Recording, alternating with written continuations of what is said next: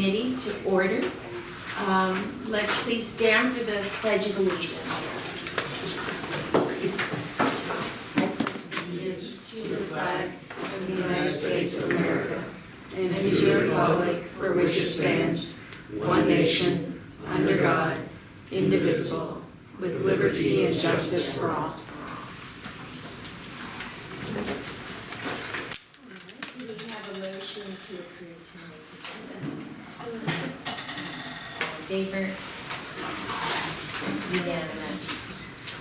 Present from tonight's committee is Dr. Wisniewski and myself. Colonel Geyer is gone for the month of September.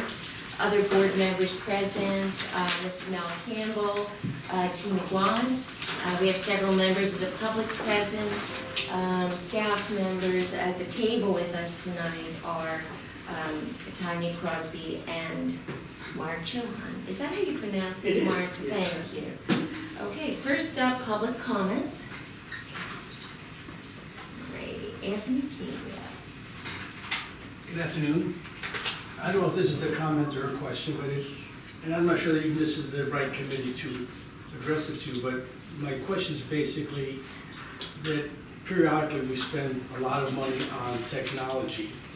I think over the last 5 years we spent almost $10 million.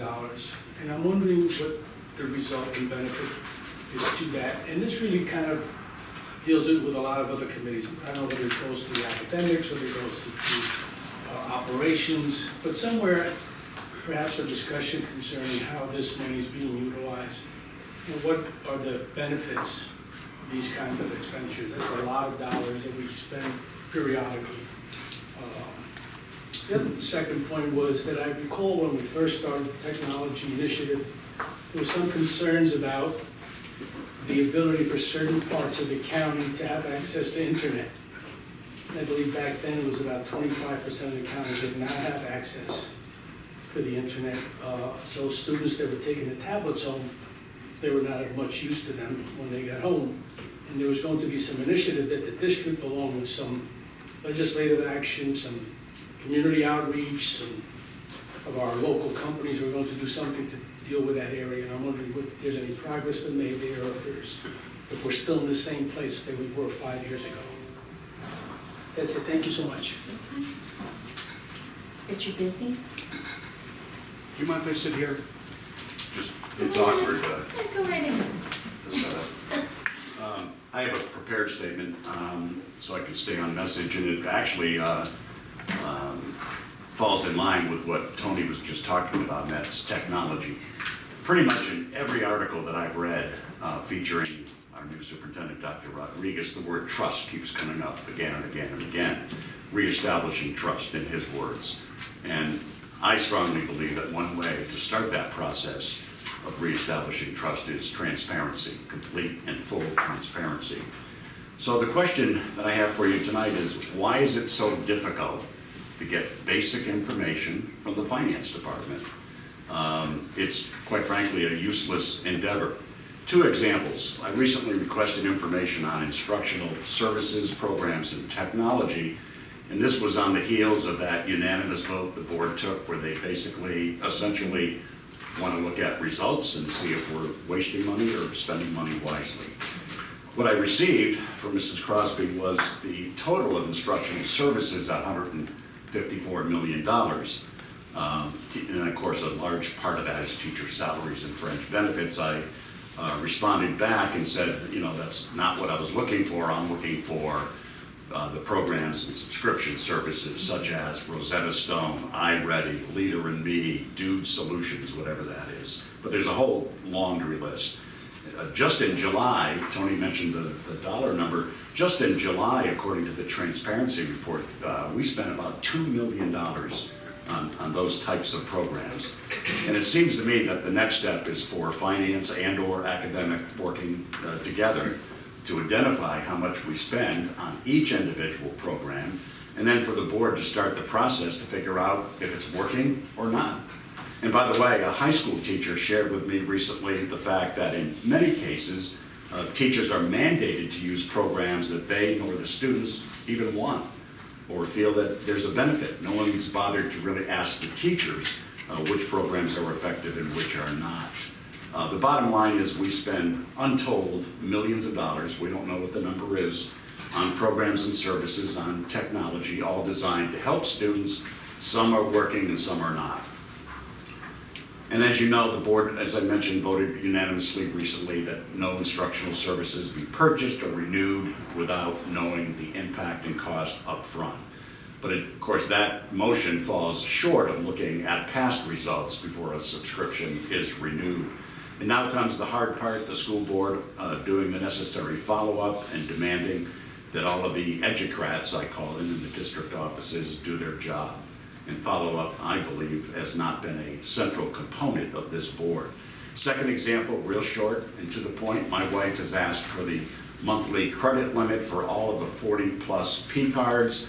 At the last board meeting, Ms. Crosby said that she was working on it, and I would ask that you don't blame Dorian, since the initial request for that information, in fact, goes back to July of this year, and we're still waiting. Thanks. All right, so just a brief overview for how we're going to deal with comments and input tonight.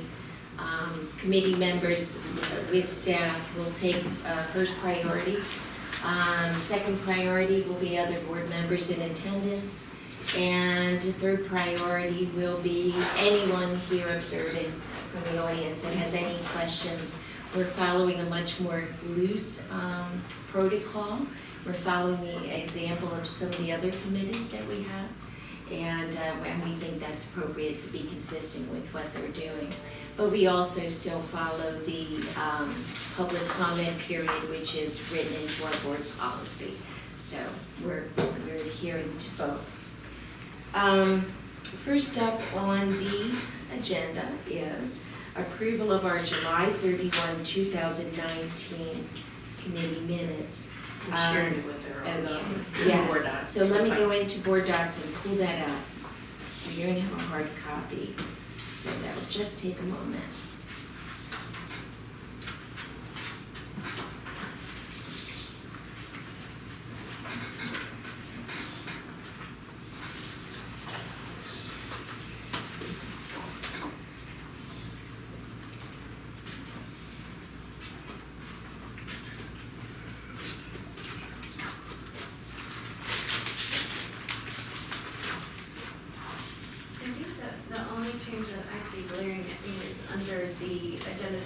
Update on pending RFPs. The last part says the committee decided they were not in support of the suggestion. It was decided that at this time we weren't in support of it because we were still waiting on the responses from the RFPs.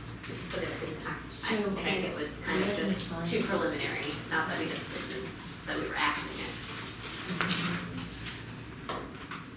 So where Tanya had made the suggestion about hiring making it a dual position. And what page, okay, is that page two? Sorry, that's page 2. Okay, page 2. Update on pending RFPs, the last one. Well, we took no action, there was no vote. So I would much prefer that it would say there was no vote. Okay. Because Right. we can't say conclusively one way or another, there was no motion put out Okay. there. And we'll just, I'll change that. just if you would, Robin, just substitute that wording, and then, are there any other corrections that you see? That was all. Okay, so do we have a motion to approve the July 31st Finance Committee meeting minutes? Did you move? Yes. So moved. All in favor? Unanimous.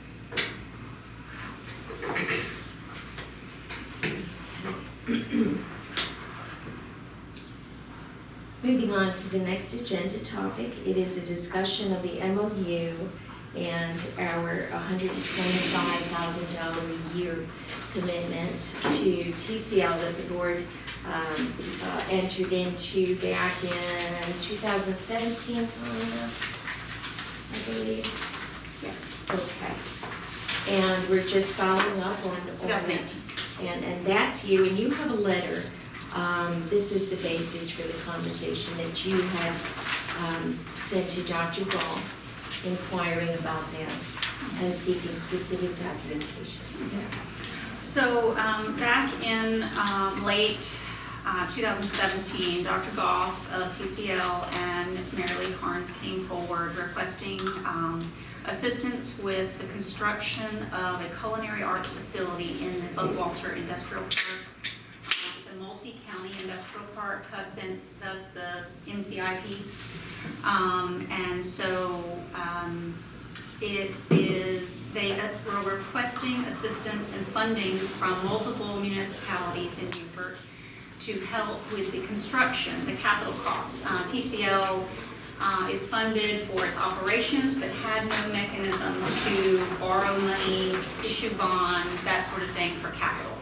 So they requested that the school district participate in an total amount of $2.5 million over a period of 20 years by redirecting basically our debt service revenue in sort of as a TIF, or a tax increment financing, where funds are redirected from our debt service revenue and moved over to the Culinary Institute, or the Technical College of Low Country, for a period of 20 years. After much discussion and debate, the board made an agreement, voted in favor of that agreement. We drafted an MOU dated February 15, 2018, and we didn't draft it, excuse me, one of the municipalities drafted it, and it included all of the parties, because all of the parties were interested in making sure that if we participate, we want to make sure Town Bluff did this one, and so on. So that agreement memorializes our commitment to forego up to $125,000 per year of NCIP funds for a period of 20 years. Contingent upon an agreement for TCL to provide $125,000 or more in services to Beaufort County K-12 students for any length of time. That's what the MOU says. The motion actually refers to actually getting an offset of tuition credits. So in exchange, although TCL could not offer capital funding, they could offer operational services in lieu of that. So that was the agreement at that time. So we began, as soon as that agreement was formed, I took it directly to the Instructional Services Division's bookkeeper and said, you receive the bills every month, you see the information. I want to make sure that this agreement is memorialized in our finances, and that please keep track of those. So we began to do that, and as time went on, this calendar year, she began to have difficulty providing that information to me, and I asked Reggie Murphy, Mr. Murphy, to assist with reviewing the calculations, which he did, and he said, something's not right here. It's very difficult to understand the information from what we're getting.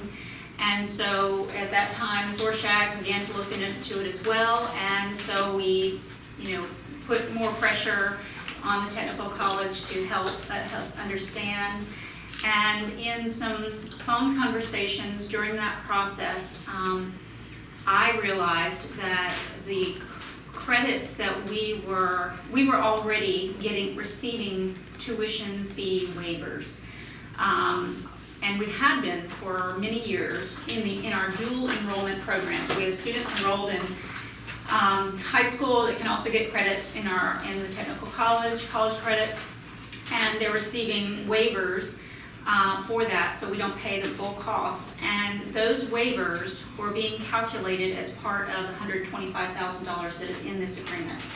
And I understood that to not be the intent of the board. So as soon as I realized what was happening, I contacted, as we were talking about in the conversation, so they committed to capturing the information and sending it to me in the form of a letter, which they did in July, the letter immediately prior to this one. And I sent that previously. I'm pretty certain that I sent that to the board. If I'm incorrect, do you recall that, Ms. Orshak, the letter from? I'm pretty sure I did, but I'll go back and be sure. And so there was a letter from Dr. Goff to us with a matrix of the fees that had been waived. And so in response to that, I wrote the letter that you have in board docs today of August 6th,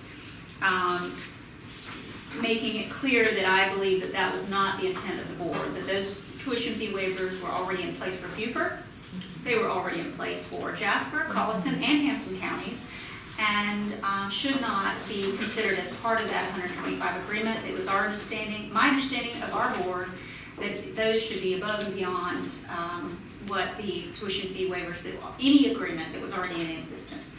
So after that, they have come back, said they're going to do some more research and needed a few weeks. And so this week I have contacted them. The few weeks that they've requested is almost up. And so I've asked for a meeting. And today I received a couple of dates, options for dates to meet.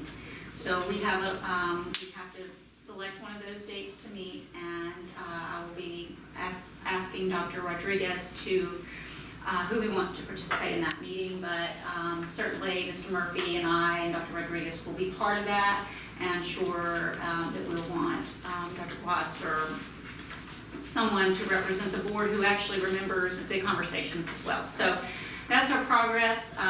We are pushing to make sure that the intent of the board, and if, you know, I want to make sure I do represent, you know, the intent of the board, but that is what I remember, and I have re-watched the meetings online, and the language that I understood was that the intent was above and beyond. So that's how we're moving forward. Yes. Mm-hmm. So, Tanya,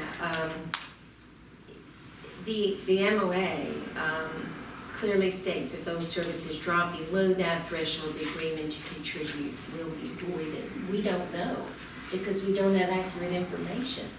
They may have very well dropped below the threshold, but we don't have accurate information on this separate piece. We also don't know, at least maybe you do, that the above commitment is contingent on TCL obtaining commitments from all the other funding partners. Well, And you've got the county and you've got the town of Bluffton, and it appears to be the other two funding partners. So, so we need verification of that. It sounds like it's possible that this agreement could be null and void.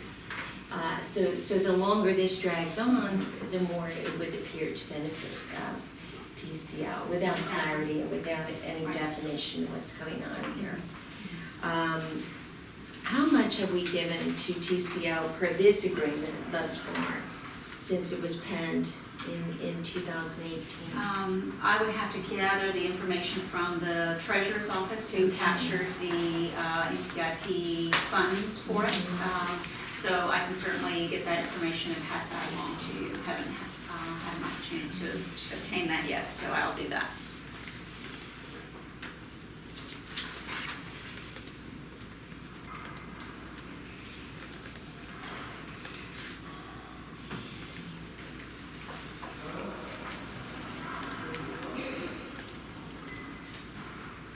You know, $125,000 a year for 20 years was no small commitment, but it was based on a good faith agreement that we would receive credits for those student courses and such.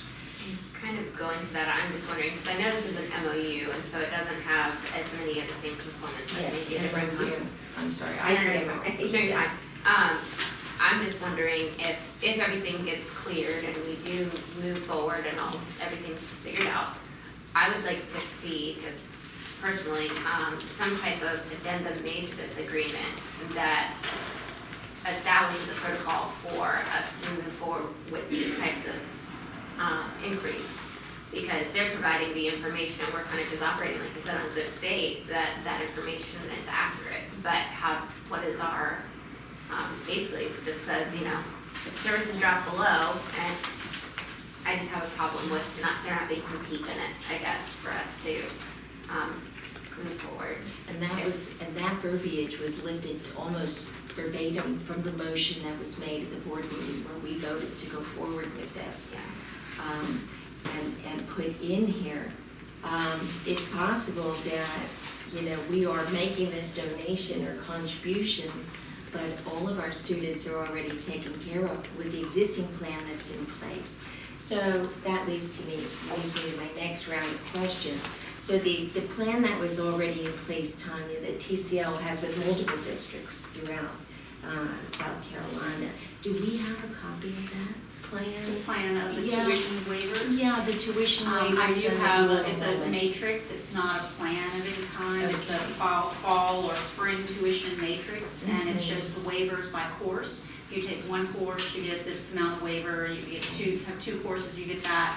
And there is a bigger waiver for 2 courses, that's why usually the student will take, I think, our school district usually, I believe, requires it to have 2 courses, so that we maximize the amount of waivers, benefit to the student and the school district as well. Yeah, I think we need to get to the bottom of this as soon as possible. That's Yeah, $125,000. Yeah. That could go back into our Absolutely. budget and, Yeah. perhaps this wouldn't work out this time. And maybe the existing agreement is adequate for our needs. It wouldn't be for TCL, obviously, because they need the funding to build their facility. But it was the board's will to go forward with this, so I think we need to, I know you're working on it. Yep. So We'll what have a meeting. What dates do you have, just so I have a ballpark of when we're talking about? I requested a meeting in the next 2 weeks, and the dates I received back were October 3rd and a few others.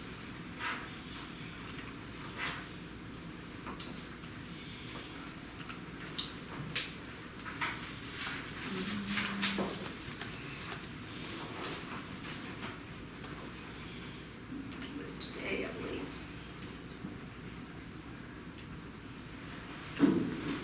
No, can't see, there, hold on.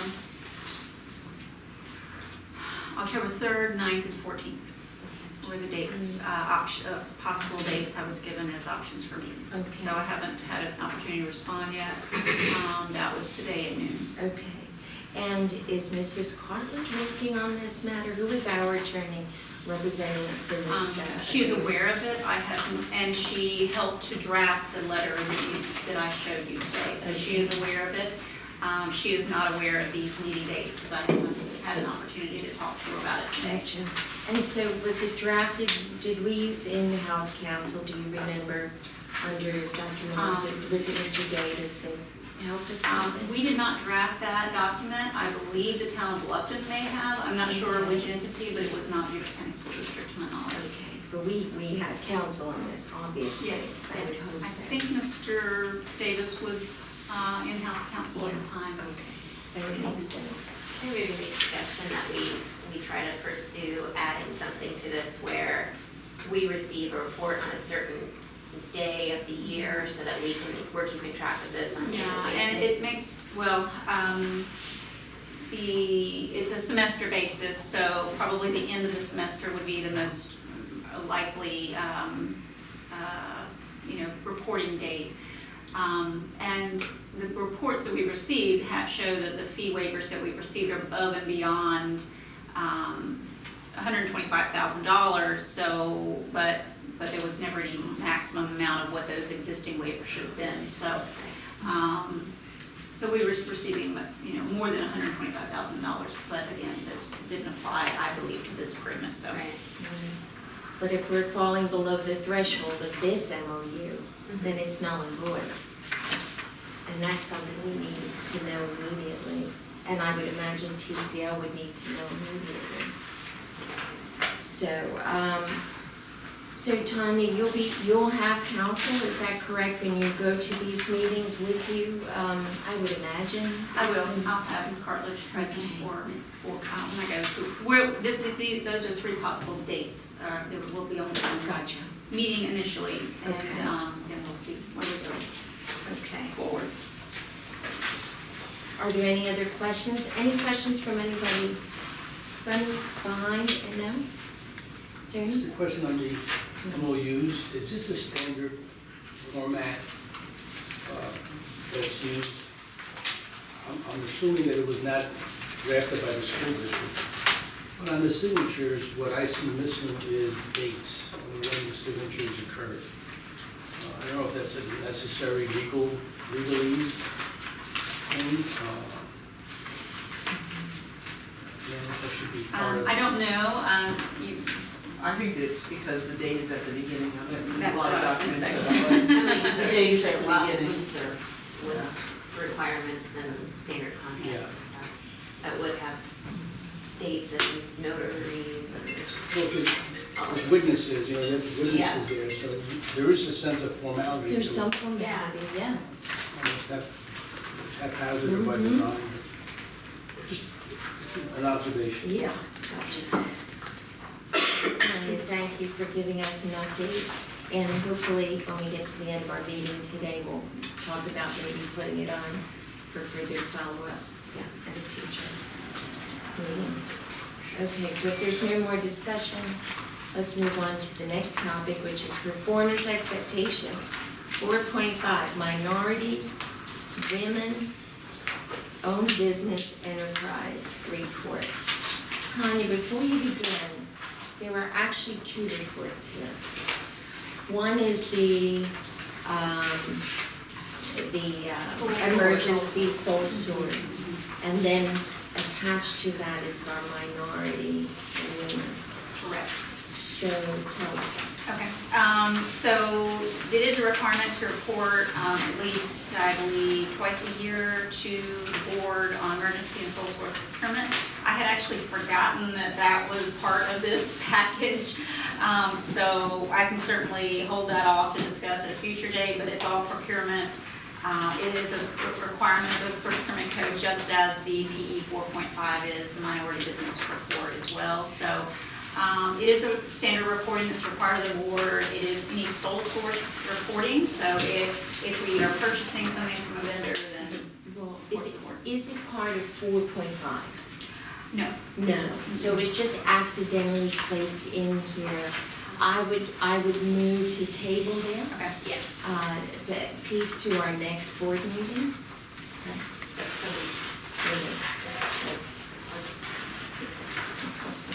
That's weird. All right, so, moving on, to the actual, report at hand and on the agenda, our minority / women-owned business enterprise report. Backwards here, that's all right. Yes. We'll start from the back. Real flexible. We are required by the procurement code to twice a year report our progress report to the board on our minority and women-owned business enterprise spending. So we begin first with a controllable budget. We look at the entire budget of the school district, all funds, and back out the things that we have no control over to purchase. Utilities are a great example, salaries and benefits are a great example.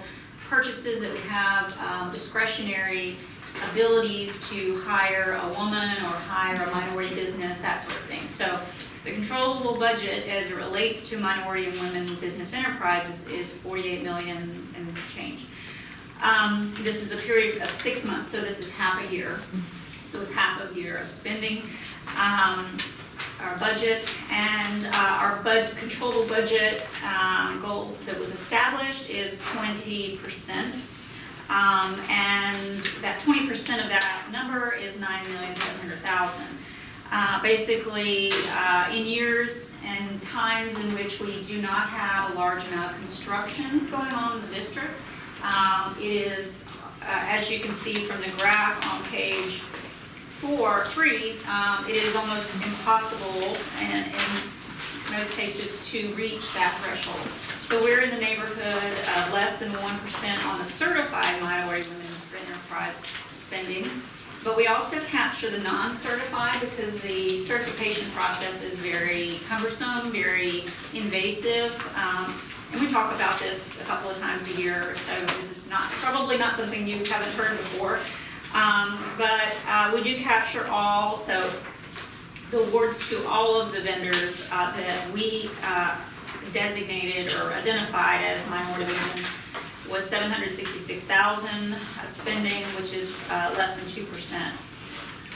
There was one certified women vendor, and there were no certified African American vendors who received payment for services in this 6-month period.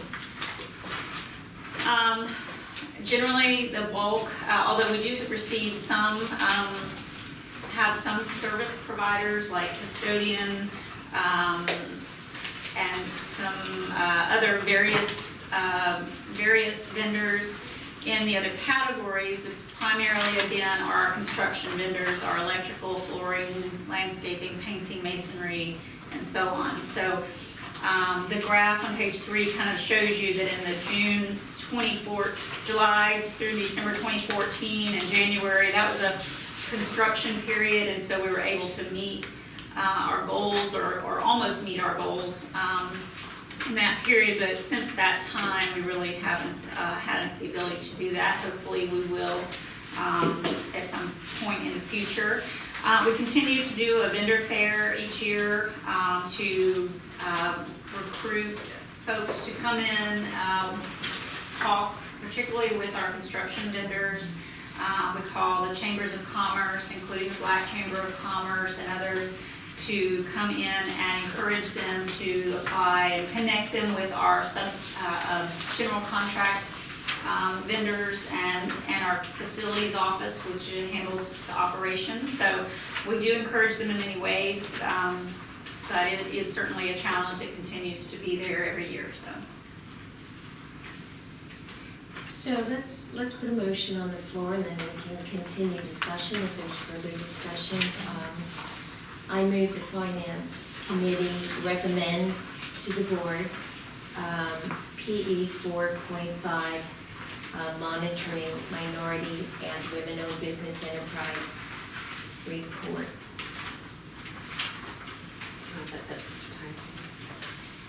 For a period from January 1, 2019 through June 30th, 2019. Okay, all in favor? Can I ask a question?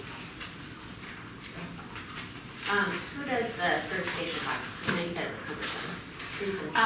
The Small Business Association, I believe it's the South Carolina Small Business Association, is a website, and it has information and it has resources there to be able to apply.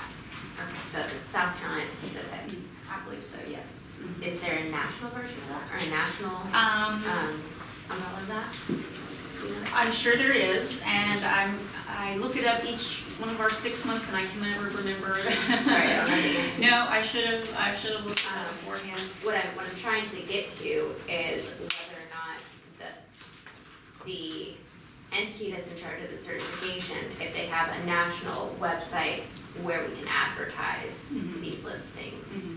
And I think that might possibly, beyond just the things that were on there, that the district has done so far about placing things on our website and in local newspapers. That's definitely good for local, but if we want to increase potential responses and competitiveness and drive costs down, then maybe we'll want to take it to the national certification website, if they provide that. I don't know if they do. There is a national Small Business Association website, so we can certainly put a link to our site there and encourage, if we don't already. I know we've discussed this at some time in the past, and but I'll follow up on it and make sure that we're doing that, and at least provide a link and provide some information on our site to be able to do that.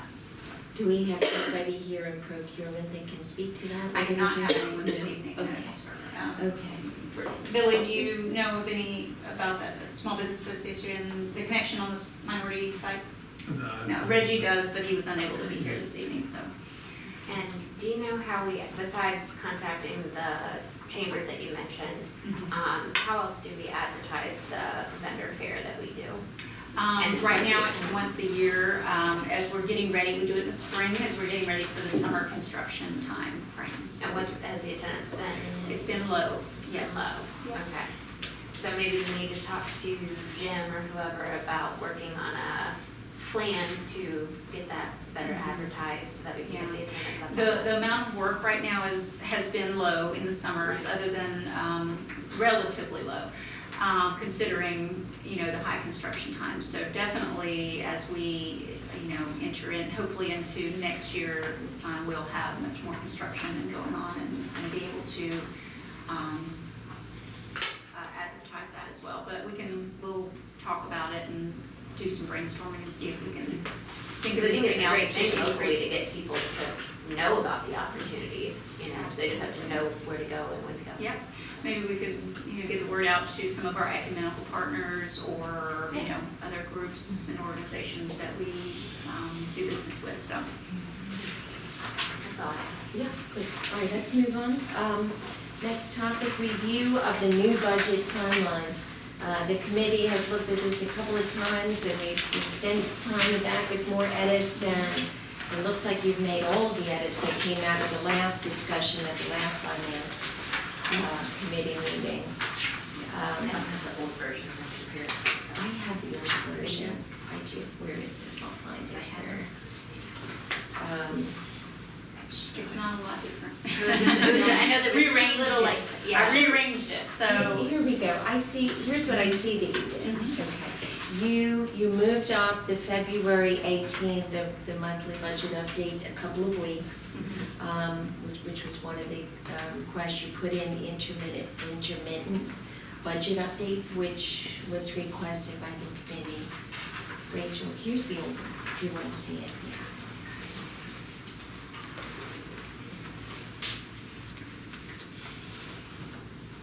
So the October 2019 is new, that was in January, I believe, so I moved that up a couple of months. And then moved the meeting with principals to discuss the budget and distribute school non-salary allocations, moved that from January to December.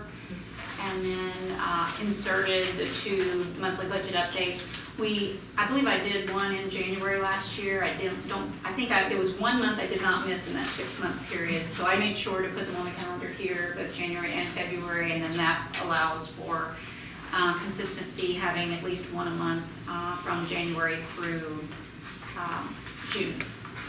So those were the only 3 updates I had. I think it's important we put something before the board. I know they've been waiting for it, and it just hasn't made it out of committee yet because of all the edits we've done. Rachel, you were going to say something. Yeah, I was thinking, you could see my wheels turning. I was trying to think too, recently, I don't remember, I think it was at our work session, possibly not, where we received information relative to contracts that were, when they were coming due, how much length was left on them. Do you remember that? It was a list of all different things and how many years was left on them. And I'm wondering if that could be a part of this process as well, because it kind of all ties together with, okay, are we going to be renewing those, or? Was that the technology presentation at the work session? I feel like it was at the work session, because I remember we were talking about usage and the different contracts. Some of them had, it was expiring this year or something, and some of them had the full 3 years they had already been renewed, so. If I may make a suggestion. So the October date is coming up very soon. Yeah. The first thing it says there is development of district and board of education budgeting goals. So as far as the budget board of education, I would think if we're going to do that work in October, we're going to have to get going very soon. So what I would suggest is if there are certain things, so I don't know if your budgeting goals are going to be very broad or they're going to be very specific, but Yeah. that would be something perhaps that you would want to put in a budgeting goal, things that the board wants to see and address over the course of that process, unless Yeah. you may want to have both broad goals. I think and there'd be some- plenty other things too beyond just that, but I'm just thinking of things right now that when we start this process, what things are we going to be focused on? And I know that already had been one, So so I I would would almost, easily integrate it, I think. recommend maybe beginning to formulate that in the finance committee, some of the things that you would be interested in seeing. And so October might be the time to be able to start that work. So Yeah. just a suggestion. So I'm thinking of Rich Bizzy's comments about the recent board action at the work session. And it was a very, well-defined motion that David Stringer made, where we would need to be informed of any program or contract renewals. And then there needed to be attached to it, gosh, I wish I had the motion in front of me, but measurable results, et cetera. So once the board voted, now it hasn't been memorialized in a policy, we really don't have a vehicle right now for that. It still has the force of a policy, and we need to begin following that immediately as of that board action. So maybe it was born out of that discussion is what I'm thinking. And that all needs to come into play here. Whether or not we have approval of such contracts is a whole other matter. Right. But as far as presenting it to us and where on this timeline does that fall, right? Right. So it could be a further discussion by the finance committee, but it's not all under the purview of the finance committee. Here's what I mean, many of those programs may be academic programs. In regard to contracts in technology and that sort of thing, we're very limited in the finance committee as to what we can vet, and it's just our administrative technology, which we're gonna get down to a little bit later.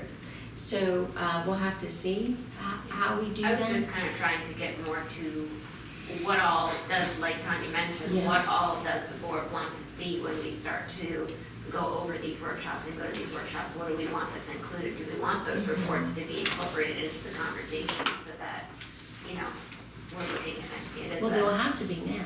yeah. They'll have to Well, be.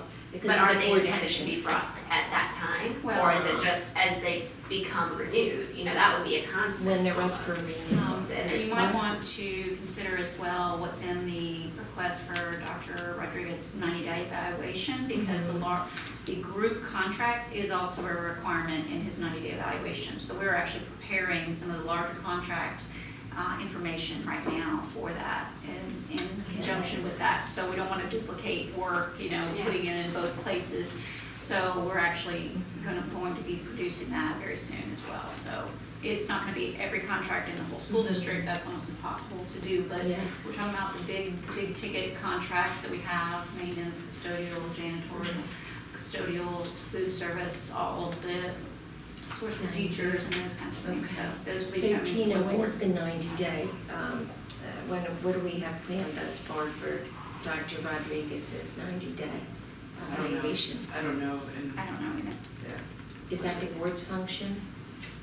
Well, the results committee hasn't finished yet, and I don't know, maybe Robin I'm not able to go to their meetings because they're during my work hours.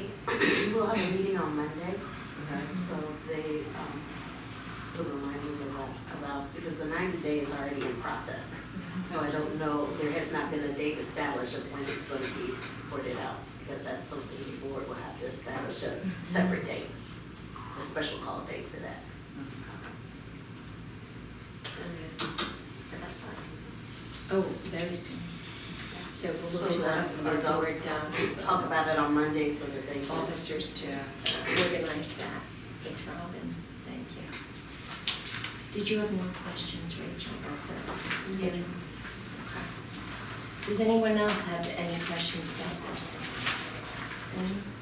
But do we want to go ahead and, oh, sorry. You're No. first. You're first. I was going to ask if we want to go ahead and make a motion to send this to the full board for, because I believe some people are asking about it. Yeah. I think we need to put something in front of the board and then have the board weigh in. Okay, so I'd like to make a motion that the finance committee propose the fiscal year 2020, 2021 budget calendar draft to the full board. Recommended to the board. Recommend. Yes. I'll second. Discussion.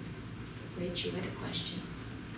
I just want to make a comment that I'm looking at this and I don't see a lot of changes I mean, granted, we have a board budget workshop in October, but if you look at the board function, then in January and February, you get a budget update, and you're on the receiving end of this information. It's not like you've got a 2-day workshop where you're discussing among yourselves. And I think, it's my opinion, of course, that the ultimate goal should be to avoid what happened this year, in that the board voted 10-1 to cut the budget by 2%, or $5 million. The finance department came back with a budget they knew was not acceptable to the board. And you guys were caught in a crossfire with the timing and such. And then it was complicated by the fact that Mr. Rodman tells Dr. Berg $1 million and everything will be fine. And that got communicated to the board. And then a Plan B budget came back to you, and it all got messed up, in my view. And so I think that's what you have to avoid. It just seems to me that there needs to be more time for actual board discussion. Mr. Geyer and others have pointed out that you have control over very little of this budget. Salaries and fringe benefits, you're not going to touch. And so what is that, 60%? 65%? So there's a small piece of the pie that you are actually can do something about. And a big item is all these technology programs and subscription services that we're spending millions of dollars on those programs. Some work and some don't. And I see nothing on here that enables the board to delve into that issue. So this revised draft incorporates any and all suggestions that have come out of Finance Committee thus far, and that includes Mr. Geyer. But I don't think we can delay this anymore. I think it's a time-sensitive issue, and we've got to put this draft in front of the board. And the board may have very similar input to yours. I wouldn't be surprised by it. But we've got to put something in front of them now if we're to get started. And so, that's why I seconded. I would agree, and I would encourage you to definitely send your comments too, since you've seen this, send it to the full board, so that when we do have that full board conversation, they can add their input to it as well. Because we've bounced around, I think, 4 times now or something. And Yeah, it's we been a definitely couple need of to move forward. meetings, and this is a comprehensive, Donnie did put any and all suggestions in there. So, Mel, did you have anything you wanted to add? I know you've had some very thoughtful ideas about the calendar. Well, I don't see anything wrong with this timeline. In fact, it's just what we do with the timeline. Right? Mr. Busy says that there's no way we can vet into those weeds that you're suggesting. There's no way when the meeting with the principal occurs, the principal has a lot to say with whether those programs that we're suggesting are viable or not, and whether or not, they think we should keep them or not. Otherwise, we're gonna be looking at every little detail that the district does, and we don't have not only the time, but we don't have the expertise to do it. So a lot of stuff, like you said, we don't have control. That's gonna be underneath that 65%. What we do have control of are little things, and when I say little things, in terms of affecting what that budget final number is. Our cuts up, a lot of that stuff is already stabilized too. Transportation, things like that. We can change it, but that's delving too into what are the bus routes, how many buses we got, et cetera, et cetera. But in terms of the academic parts of this, and thinking that we can look at it and cut things, that's gonna be the onus of the superintendent. When these programs don't produce, and the superintendent didn't cut them, then he has to pay the price. That's my vision of what happens with the budgeting process. We can't delve in there and say it's not working because we're paying so much thousands of dollars and it's not working. How do we know it's not working? Now, what are we gonna get, the numbers when it started and the numbers when it ended and it's not working? That's no testament that it's not working, because those numbers may very well be a whole lot different without that program. So those kind of things, you know, you're asking us to vet in terms of the budget. I think we're gonna be bogged down into elements that's gonna make it very difficult to cut the budget on those things. I mean, we can cut out, what do you call it, the foreign language program. Rosetta Stone. Yeah, Rosetta Stone, we can cut Rosetta Stone right out of the picture, because let's face it, we look at the numbers and it hasn't been utilized but 30% of the time, and there's no real evidence of effectiveness. But there is no real evidence that it wasn't effective either. And if the principal says we utilize it 30% of the time along with other things, and I think we need it, dollar for dollar. We're the educators, we think we need it. Board members, we have 4 educators on the board, but we're not in the classroom, hadn't been in the classroom for years. Who are we to say, you don't need that program? What we look at is, when the results come in, we need the result with that program to be something. And if the result isn't that, then we look at the superintendent and say, you should have cut certain things you didn't cut because we didn't get the results we were looking for. That's my idea of what we need to be doing. Maybe I'm off kilter all the way, but that's what I see the budgeting process is gonna be. And I don't see us fitting down into those programs like we are suggesting. Look at this program, look at that program, and see whether it's effective or not. That's gonna be a total, you're gonna be totally inconclusive evidences, argumentative on one side and the other side, and you're never gonna, no one's gonna come to any conclusion that this should be erased or that should have been kept. And if you erase it and the results go the other way, then what? But we told you we should have kept that program because that program was working. We have to look at results. I mean, we're looking for results.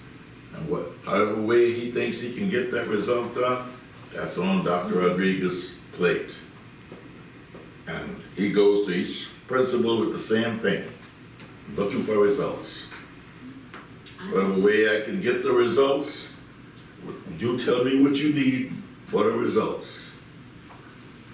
And I'm gonna take your word for it because you're the expert in this building. And the principals then go down to the math teacher, French teacher, and tell me what you need. Tell me what your department wants. It's gotta align with what we're trying to do from the district standpoint, but tell me what you need. That's when those programs are erased. We on the board, man, yeah, we got the power to do it. We say, no more Rosetta Stone. Fine. But is that a prudent choice and decision? I, myself personally, as an educator over time, I don't think the board really knows whether that's prudent or not. I don't think you've been in the classroom on a daily basis to know we should erase that program because it's not effective. In my mind, we erased the teacher because she said she used that program and that program was not effective with her use. Then she bears the onus of responsibility for that. The principal bears the responsibility for that teacher. But we can't delve into the process and start pulling tools away from them because we have the operative skills that we really don't have. That's my opinion. Well, we are gonna touch on technology later on in the agenda, Kenny. Just want to add a thought here on the budget. There are things that Mr. Campbell said that he's 100% accurate, that I'm not sure that this committee is by itself able to make those kinds of decisions, perhaps in collaboration with other committees with additional data. But I think one of the things that my experience has taught me is that sometimes when you look at a budget, you have to have a certain amount of this is what we can afford. And perhaps percentage-wise, cost of living, those types of factors that say, okay, we've grown 2% population-wise, we've grown 2% staffing-wise, we've grown so much, and look at that percentage-wise, rather than come up with an end-of-year budget that has a 7 or 8% increase, and we have no reason why it came to that percentage, other than, well, it's what people wanted, and I think that's where the balance has to be between the want and the need. So perhaps that's a way to look moving forward. And if 70% of Tanya's budget is already predetermined that she has no control over, by whether regulations or mandates or contracts or whatever, we're only looking at a small percentage and see where the increase in that percentage, because even the contracts are built in. The state says you gotta give teachers 2% increase. Well, that's not negotiable. Right. So there are things, but I think the way you approach it is that, yes, we do have some control without stifling. And I think that's what Mr. Campbell said, we don't want to stifle. Yeah, that's what I'm saying, Yeah. yes, that's But correct. there still has to be a sense of limits. And limits have to be Yes. realistic, and they have to be justifiable. So if we're gonna buy 20 buses, well, that's gonna justify an increase in. And even at the school level, you can ask the principal to accommodate a certain cut. Yeah. Now, last year you got this, but this year you're not going to get this. Now you determine where you're gonna cut these funds at. The English department got so much, they cannot get this amount this year. Math department cannot get this amount this year. Then now the teachers, they vet the programs. Well, I can do without this now. Rosetta Stone, I don't need it. That's when that's gonna be cut. Otherwise, we're delving into the weeds, I call it the weeds, because we're down in the area that we really can't work in. We can't control that area. That's my perception of how we should be operating. So according to this draft, the board will look at its budgeting goals in October. That's right around the corner. So, we have a second, all in favor to bring this forward. Robin, would you repeat the motion for us? Motion that the finance committee will recommend to the full board, budget calendar draft fiscal year 2020-21. Okay, all in favor? Okay, so the board will receive this at its next, It will be in the September 23rd board meeting. So not the special call, but the next one. This one is a regular board meeting, the special call, being the month is the 23rd. Okay, so this is, well, let me tell you why that might be a problem. What if the board amends it, hacks at it, doesn't find it suitable? We don't know what the board's will will be. All we're doing is bringing it forward. You have another Shooting meeting out. October 1st? You'll actually have another board meeting a week after the 23rd. So it says October 2019, development of district and board of education budgeting goals, presentation of calendar. We also don't know when the officers are going to organize the results, take the results committee and put the 90-day evaluation with Dr. Rodriguez, which has that critical piece, Tanya, that you mentioned. So we're gonna need some larger coordination of this. When in October would the board develop its budgeting goals? At what meeting? Yes, it'll go, the very first thing on here. Assuming the board accepts this, I mean, we don't know what the board's will will be. They could discard it. Well, let's assume. So they accept I'm it. gonna ask our chair, because this is in the purview of Well, it looks scheduling like and if you planning. go with this, to me, a board budget workshop, to me, sounds like a separate call meeting. Yeah. It doesn't sound like it's part of a regular business meeting. I'd also like to direct attention to the very first line item, which is prioritization of internal and external assessments, which is for August, September by the board. So that's now. That's now. Yeah. So that needs to, in my opinion, I would love to see this at the next meeting if we could squeeze it on there for discussion. I mean, that's. You know, obviously, I had to look at the two, Next week. agendas, Yeah. exactly. So today's the 12th, I mean, there's certainly time to add it to the next agenda, we're not. It's the Tuesday's meeting, it's in board docs, Mhm. as per you all's request, so that Yes. you said that everything that is going to be presented on Tuesday needs to be in there today. So that's in board docs today. So, it's up to you. But the agenda. It has not been published to the, That's correct, correct. Monday, no, that's correct. So, in light of this time crunch and the fact that the finance committee has made, several edits to this draft, I know we've added stuff to agendas, we push 24 hours, so again, our officers can make that determination, so. I would Is agree your with motion? Rachel.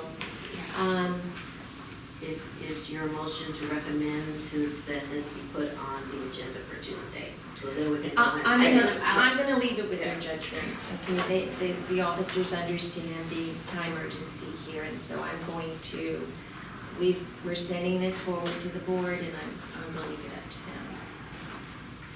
I mean, that's just my leading Or right an now, amended motion. because I don't even know, we've already voted on it, so it's done. So, it's through, it's going to the board. The officers, it is in their purview to add it. It is a time-sensitive issue, and I don't know what's on the agenda. Frankly, I haven't seen that agenda yet, so It's I. the same agenda that was September 3rd. It was the agenda that you were gonna have, the meeting that was canceled September 3rd, it's that Same agenda. agenda.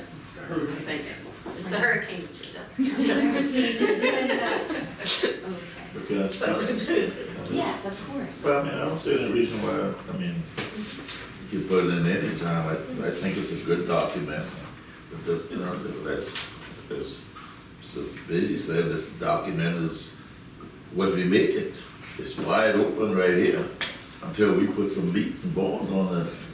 And the direction we go in is gonna be important, so I don't see why the board would reject this. Yeah, Put it that way. I don't know how the board would weigh in, but we're bringing it to them, and We bounced it's it their out will, 3 or 4 so. times. Yeah. Yeah, we sure did, didn't we? Yeah. So we'll hope for the best there, Mel. Okay. Any other comments or questions here or suggestions? All right, moving on to the next topic, reviewing edits from the procurement code. The finance committee made several recommendations to the full board in removing exemptions from our procurement code. And Tanya, I did look at our procurement code online, and it looks like you have made most of them, if not all. Yes. All. But there were 2. Yes, okay, so we removed, just a brief overview, we removed financial advisors from being exempted. We removed, we also removed, oh gosh, I'm drawing a blank right now. Lobbyists, that was removed. And then Insurance. Insurance. insurance. There's a couple of. I've got to get in and open up the, Included brokerage services as well. do we have procurement? We don't have. Here it is, it's on page, You have to go 14, yeah. Should I back out and go back in? No, it's you have to go Just to go the to the county website. website. Go to the Beaufort, the website. Beaufort's was that, so it's long. Beaufort's Okay, goes- There's no short one, sorry. Go to our website.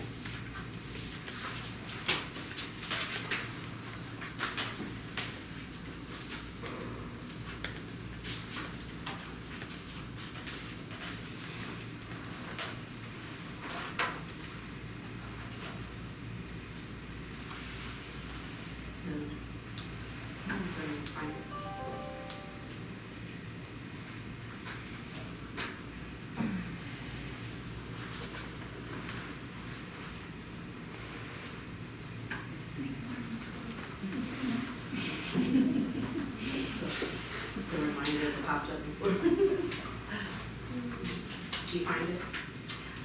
in the search box, and I'm hoping it takes me right there. It's fewer steps. Oh. And I was just looking for a link in Board Docs. Okay, let's see here. There it is. Last revised August 14, 2019. Okay.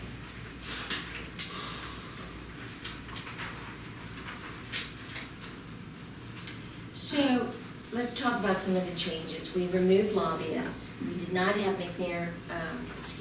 Foreman McNair come in. They were, tentatively scheduled at the work session, as we discussed at our last finance committee meeting, to just give a broad overview of what their services include. But without obviously any sort of board vote, because we would have to put that out for RFP. And so what is the status of that? I mean, I know it hasn't been brought to the board. We don't know the board's will. We don't know if the new board even wants to use a lobbyist or not going forward. So I guess that would be a question for our officer. Tina, have you discussed that at all further after the work session? Well, I have with Robin. I suggested that we reach out to the same group again. They sent out 2 or 3 times that I don't remember all the dates, do you?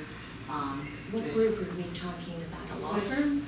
McNair's, the current lobbyist. Foreman McNair? Yeah. Yeah, they can come and present what they do and say, this is the dollar amount. I mean, there's no harm in that. Right. And I think they were supposed to come. They were supposed to come August. or in our last work session, but they were at a conference at Abstract. So I was reaching out to them if we want them to come at our October work session. Well, Or if we want a special board meeting for them to come. okay. She had asked she can come to a board meeting if we want that. But Have you heard from her? I need to give her dates of when Okay. when we want them to come. Okay. No. What's the history of that lobby? So we've never, Gotten anything from it? so we partner with county council. Yeah. Okay, all right.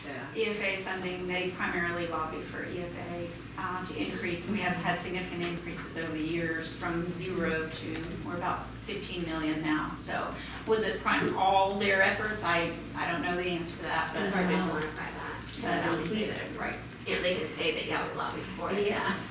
Yeah. So, and historically, we also presented a legislative agenda to them, the letter that Tina signed from the board, some of the things that Trish Fidrich said in her letter to our legislative delegation. Those are just the types of things that we give to them, and they were supposed to lobby on all of those topics beyond funding, okay? It would be, school start time and all that. But I would assume that our legislative committee, should they meet, would maybe take that into consideration about whether they want to, maybe the legislative committee could make a recommendation to the full board as to whether or not we should use a lobbyist going forward. In the past, I don't think that there was anything conclusive. It was sort of an opinion. And we do partner with county council. So Tom, we split the cost. So we kind of left them in the lurch this year. Do you tell us what their half of this I haven't is? been involved in it at all. Okay. I know nothing. And they haven't approached us. They haven't approached us, What so do you it mean by was, left in the lurch? I mean, well, we didn't We have our shared contract. a cost and We we didn't, bore half We the didn't. cost. we didn't pay our half this year? No, we didn't pay our. Well, we also didn't get the letter. You get monthly, every time you get something from Cecilia, they send you a report weekly. Right. We did not sign a contract with them this year, so therefore we did not pay for anything this year. Right, So the letter that It we was got was talking about basically like a retroactive payment for work, I believe, or something. Yeah, I think that was in April. But it was like right before session was about to end, so we were like, what do we get? What do we do? What, how do we even Yeah. decide? So, yeah, I mean, to Joanne's point, I think we do have to decide whether we use, Well, Okay. maybe our officers could direct that to our legislative committee. Is there a committee though? Well, that's for them, it's for our officers to nail down and get that going. But that would be the committee in my mind. That would Well, make yeah. sense They would. for them to investigate this and bring a recommendation forward. I actually wanted to Go. unrelated to that. Go. But, so can anybody provide me any information about why school resource officer services would be under an exemption? Is there any like specific purpose for why that's there? With law enforcement, local law Normally we enforcement. use MOUs, but if we were going to use or put out for a private contractor, for example. What page is that on? It's an exemption? It's an exemption on page 15, I believe. Okay. Yes, 15 under 4C. So governmental services to include but not limited to school resource officer services. So I'm wondering if there was is a specific reason for why that's on there. So I just want to understand. So Tanya, didn't you say, or Reggie say, that we adopt the state's core exemptions and then we can add exemptions as we see fit? Or has the Beaufort County School District created each, and we haven't created each and This every one procurement of code those? has been in existence for many, many years. Yes. Just with modifications occasionally over the years. I don't know where it was originally founded, but and looking at other school districts, I have found that our exemptions are very, very similar to others. I think Horry County was one that, in particular, that was closest to ours. So we don't necessarily go off the state exemptions because they aren't in the business of education. So we would go more on a school district type of. And also the state does have a listing of their own state exemptions, and there is a section in our code which refers to the state exemptions. And actually, even if you don't have an exemption in our code and the state does, it automatically is exempt. So it refers to that in our code.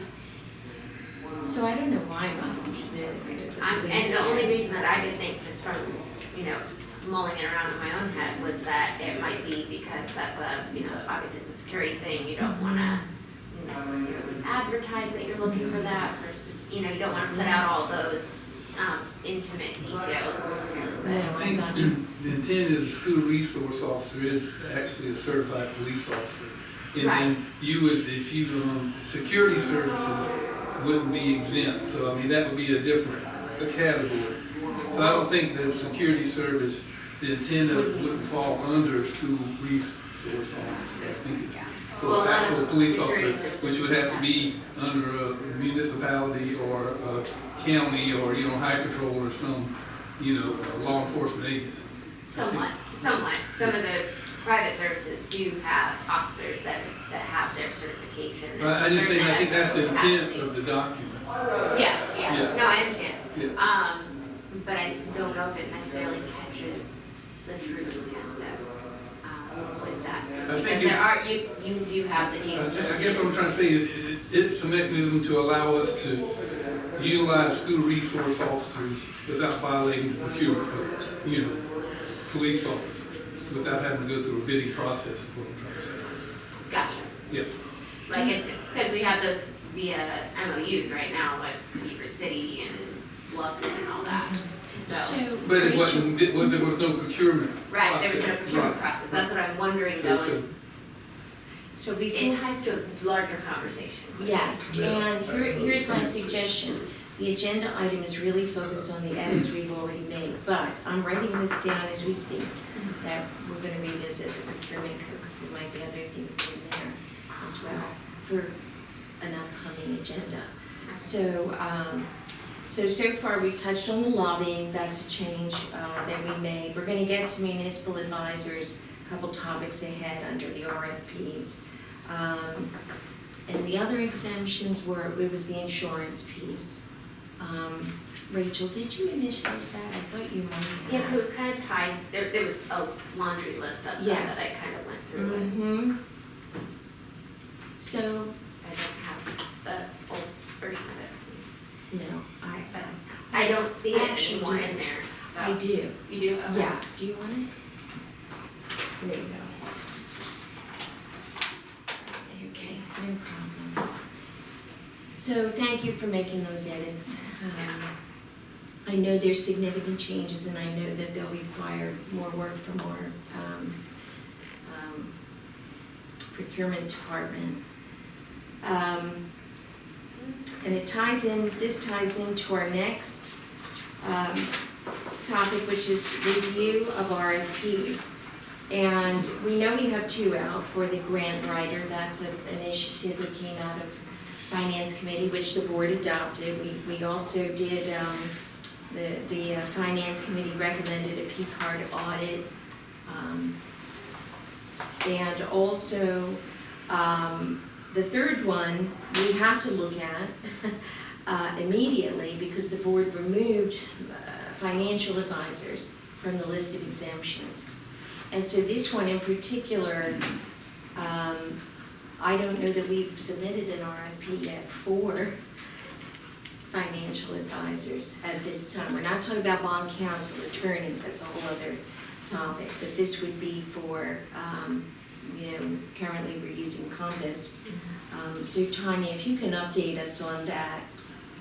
Sure. Yes. The closing documents on the final of the 3 bond issues that were approved in July and were Yes. recently signed. The signing occurred yesterday. Okay. So that is for the final of the 3. So as of yesterday, we also finalized the scope of work for the financial advisor RFP, and it should be, I signed it yesterday, it should be in Dr. Rodriguez's inbox or his mailbox to be signing off on the RFP. As soon as we have that signature, it will be loaded on the district website. Excellent. And advertised in all the newspapers that are. So here's a question for you. On June 18th, the board approved a resolution for the referendum. In that resolution, I didn't see anything that tied us to our existing municipal advisors. There is wording, yes. So in should the that- referendum pass, even though the board took action to put, So what you're was the talking about sequence of referendum, the or you're action? talking about the bond issues Referendum. in July 9th? Referendum. Okay. the resolution? When the financial advisors and the bond counsel are working on the bond referendum, they are not paid for their services until a bond is issued. Okay. If and when if the district is successful in the bond referendum, we issue bonds probably in the spring, maybe earlier. Then as a result of that bond issue and the closing documents and the engagement letters and the fee schedules that are associated with their services, then they are provided a portion of the proceeds in what's called bond issue costs, kind of like your, in your mortgage, when you have closing costs and your payments go to the real estate agent and the credit rating agency and, various entities. So it's just like that. All these funds would go to the attorney in an escrow account, and then the attorney's office distributes the funding sources. So if and when a referendum fails, the bond counsel and financial advisor are not compensated for any services they performed on behalf of the district as they represented the district in those services and are not paid for it. So that work has been, in the last 2 referenda, pro bono, and will continue to be that unless we are successful in the next referenda, and then whomever the financial advisor and bond counsel at that time will receive payment for their services. Am I correct that it's under that, I think I recall seeing kind of like a schedule or whatnot that showed how much they're paid? Yes, It we was on that receive memorandum. a closing document of disbursement of final schedules, and that's usually, we usually share that with the board annually in our debt management PE. So every bond issue, every separate bond issue has a disbursement schedule, and it breaks down the bond issue costs, so it tells the proceeds of the bond, any discounts or premiums, and then it tells where all the bond issue costs will go. It goes to the attorney, the legal financial advisor, the credit rating agency, which would be Moody's or S&P. Any bond, DAC is a digital assurance corporation, and they have to provide all of our information and put it out. It has an SEC requirement, so they assist with their fees as well. If it's a SCAGO bond, they have a participation fee as well. So all of those funds are part of the bond issue cost. So it's part of the cost to issue a bond. And they are dispersed and spelled out to us so that we have all the information. So, let me see something here, bear with me. I'm just trying to see the sequence of when the board approved the removal of financial advisors as exempt versus the board's vote on June 18th for the referendum resolution. And I'm looking to see, because the sequence there would make a difference. It would mean that that would have had to have taken, the RFP process and all would have had to have taken place prior to the board approving a resolution that automatically attaches existing. So let me just, if Robin were here, I think she'd be able to give me an overview, but I'm going to look here. The financial advisor's contract was an open-ended contract, I believe, which did not have an expiration date. So Correct. any services performed up until the time that we change vendors, they would be secured by the district to perform any services relating to financial advisory. I think that either party could exit at any time for any reason. Yeah, I think there was some this 30-day notice or something like that in writing or something. So Usually bear that's with kind of the me language. here. So the financial advisor is technically still under contract. We wouldn't want to go without a financial advisor for any period of time because there's always advisement that is needed, and so we can't go have a gap in time where we can't, kind of like your banking services, you always have to have one. Just want to make sure you have one in place before you Yes. authorize the issuance of new debt.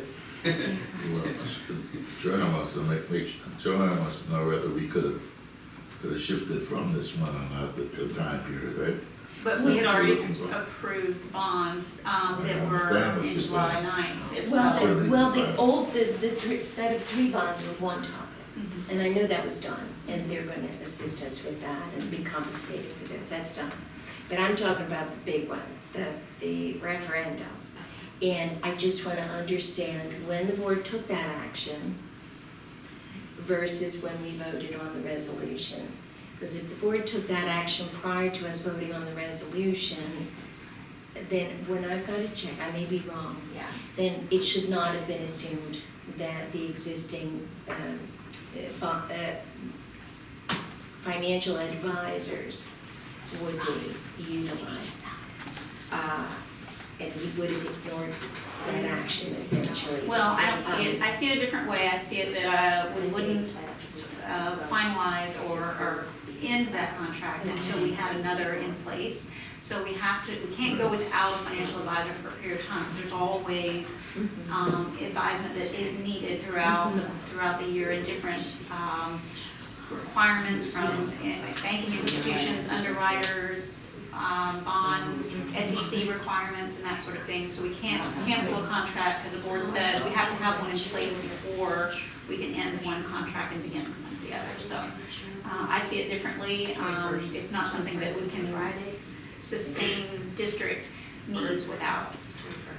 And it wasn't, in my mind, reasonable to end a contract when we still had existing bond issues that were outstanding, and he was secured, the company was secured to perform the services, so basically would have had 2 different bond counsels at the same time, or, financial advisors at the same time, which doesn't make a lot of sense either. So we finalized the bonds that were approved by the board yesterday, and we move forward with the securing, doing the RFP. We're gonna do that, so we're moving in the right direction. So should the referendum pass, we're looking at the existing financial advisors reaping the getting paid for that, Or, correct? no, No. the financial advisors in place who actually do the issuances of the bonds. Okay. Will be in place, whoever is in place at that time will receive a disbursement of Okay, funds, and it not could be a you. new person, So, a new outfit, the based on the The only RFP. time financial advisors and bond counsel are paid is when bonds are issued. So when bonds are issued in the spring Okay. and the new financial advisor is in place, whomever that person is, Gotcha. or that company is, will receive the proceeds. Okay. The bulk of the work is when a bond is issued, not, Right. there is not a lot going on in between that, just constant communication of what the goals and the pathways of the district and what you're planning on in the future. Yes. So it's very, little communication, little work to be done during those times, other than a bond issue time. Just for clarity, Yeah. I want to make sure I understand. We're currently, you just issued or approved an RFP for municipal financial advisors. Yes. Right. There is the potential that whoever is awarded that could be the advisor for the November referendum. Yes. Correct. I'm clear on that. Okay. Yes, I'm good on that as Yes. well. And it could be, the best option coming forward in proposals could be the same advisors, who knows? But we're just putting it out there, and it needs to be out there, and that was the board's will, and thanks, Tanya, for reading that along. I didn't know where we were in that process. Could you give us an update on the groundbreaker RFP and the I can. audit? Yes. So we have, let's together here.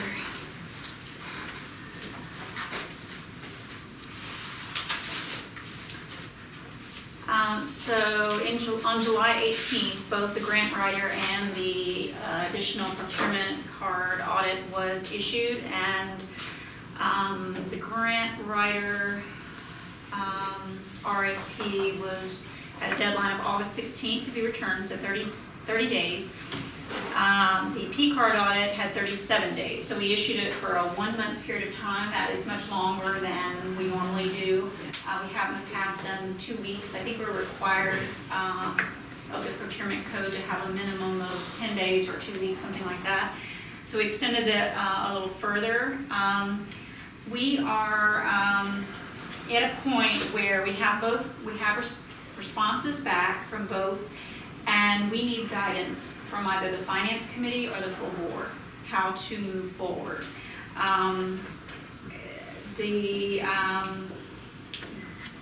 In order to have discussion about details of those RFPs, we have a need to go into an executive session with the board in order to discuss that.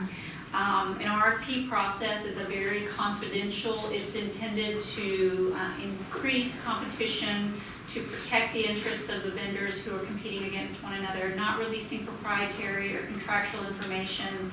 And so it is not information that I can share with you in public session to get your advice, to help us. But so there's a need for an executive session. So my request at this point is to ask for an executive session right away, whether that be with the finance committee or the full board, and I can divulge a few more details with you to seek your advice on how we move forward with those. So that's where we are at this point. What kind of advice are you seeking?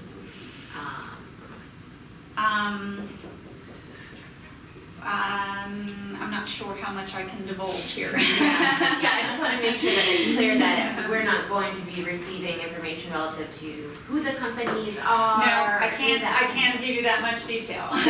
Yeah, I want to make sure it's clear. I can give you some minimal information, enough to, because generally we would set an RFP committee. We would have everyone in the room sign a confidentiality agreement. Can't discuss it with anyone outside of this room until the process is final, and then the award bid is awarded, and then the information can, become public. So I would provide enough information to be able to get some guidance to share my concerns with the board on, and any recommendations that I see how to move forward. Do we move ahead with the committee? Do we cancel? Do we make a selection? Do we, all of the things that we would normally do in an RFP process. So I just need to be able to share those few more details Yes. with you. How many responses did you get to the grant writer RFP? That's one of the details I need to share in executive Gotcha. session. So to help with process, our committee, the finance committee, simply brought to the board that we would move forward with an RFP. And at that point, we indicated that the board would decide based on the information it received. So I think to bounce it back to finance for a recommendation and then back to the board again would be an extra step. And we've been at this for some time. So my leaning is bring this to the full board for an executive session I think it'd be more Look at most the efficient results. to do it just one time. and then have the board decide. And it can't Yeah. be discussed in public anyway, so I mean, I definitely agree with that. I think it should go to the full board in executive session, because even if you did it in executive session, you guys, you're gonna bring it to the board. You can't bring it to the board in public session. You told us that, so you have to go to executive session again, so. June 18th is when we go to the referendum, but Robin, the date I'm looking for is when the board voted to remove the exemption of financial advisors, which one came to, July 9th. that's the one. July 9th. I was July saying 9th. July That was the 9th. July 9th. So it was after the board adopted the resolution. Okay, thank you. That's fine. That's good, actually. Do you have more questions, Rachel? Does anybody else have questions or comments on this particular piece? No rush.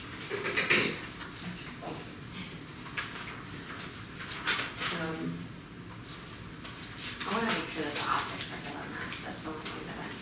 Before discussing. Because it's executive session, because it has to do with our contract, I want to make sure the optics are good, and that we're very clear in why we are making that recommendation. I'll have Mr. Murphy, he is committed to being there and available to provide the procurement jargon and information. He knows exactly the procurement code back and forth, inside and out, so he can help to clarify the language and the need for the executive session as well. So, And assuming there would be some sort of public action, one way or another, coming out. Right. I mean, obviously, we couldn't give details. Okay, if there's, do you have any?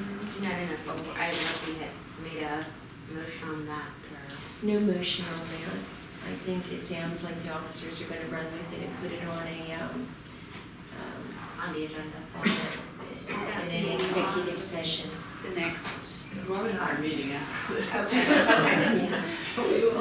Look at it. Okay. You're welcome. If you can just let me know when it'll be there, so I'll know when to prepare to my Exactly. folks and our comments and all of that, so. Thank you, Tony. All right, on to the next topic, cost of the referendum and where it's gonna go. Tricia Fidrich at our last board meeting made an excellent recommendation that maybe the board could look at the board's budget. And in the past, I think we've put the referendum in the board's budget. It's always been on the board. And I'm looking at the board's budget here, and I've got the one from 8/12/19. We had budgeted $25,000 in there for the miscellaneous for the referendum. Okay, so I guess that's where Tiny's going to come in and tell us what it's realistically going to be in November. The estimate I have received from Marie Smalls is $91,376. That includes poll workers, overtime, printed balance, commissioners' mileage, legal notices, equipment, supplies, truck rentals, and fuel. So I reached back out to her and said that our last quote that was given us in the prior referendum was, I think one quote was 100,000, another was 100, another board member came and mentioned 120,000 or some number. The actual cost of that election was 75,000, closer in the 75,000 range. So I expressed that to Ms. Smalls and said, you know, is this a high number? Are you a worst case scenario sort of number? And she said yes. So there is a new election process or a new election, read the language, sorry? There's New machines, yes. Yeah. And this is a high number because she was uncertain as to what the cost would be with the new machines, with the new equipment that was being available. She said this would be a good measurement this year of how that calculation will be done. So this is a high number in her opinion, and that is what we would go with. We did add, based on a previous election, $25,000 in the board's budget for an election cost. Obviously, that was, the $25,000 was more in line with a general election where there were others participating in the process. Yes. Also, this cost could come down because there are some elections, I think, in the town of Port Royal and in There's some municipalities that were having some and in elections. London, so then we will be able to share some of that cost with others as well. So, I anticipate that cost only coming down, but we will be anxiously waiting what the plan will be, so. So Sonia, can we have that document? Do you have that scanned electronically or anything? I have it, and I will forward it to the board, Thank yes. you. Thank you. And that's from Marie Smalls. Marie Smalls, Okay, election the election, commission, yes. Go ahead, Rachel. I'm saying that. Okay. Mel, did you have anything? I thought she sent that to us already. Maybe not. You know, there was an old one that Maurice Oh, sent from yeah. back when, and Oh, I she said to sent me Tanya, history of it? Oh. do we have something like this now? That was from maybe 3-4 years ago. Oh, So I figured it was similar, not far off. Does anybody, any questions or anything? No? Okay, so that's gonna work its way into the board's budget. And potentially, I think we mentioned at our last board meeting, that should it be the board's will to go forward with that P-card audit, depending upon the information we receive, that would also be in the board's budget. Yes. So, Mrs. Fidrich was right to suggest that the finance committee look at this. But we know Robin has said we have $25K put aside to help defray some of the costs, at least from the referendum. So let's wait and see, I guess, how that discussion goes in executive session about the procurement audit, procurement card audit, before the committee takes it on. All right, if there are no more questions there, Tanya, thank you. You provided us a list of all administrative technology under the purview of finance. And this was an area I know Dick Geyer had talked about a few times, and Shane's not with us, but I don't think we're going to delve too deeply into Munis. But he had some questions about the efficacy of how that works with the school district versus other, versus our county, for example. So I can't pose those questions for him. I really don't know what they were specifically. But Rachel, I think you suggested that we receive a list of all the non-instructional software, which we have here.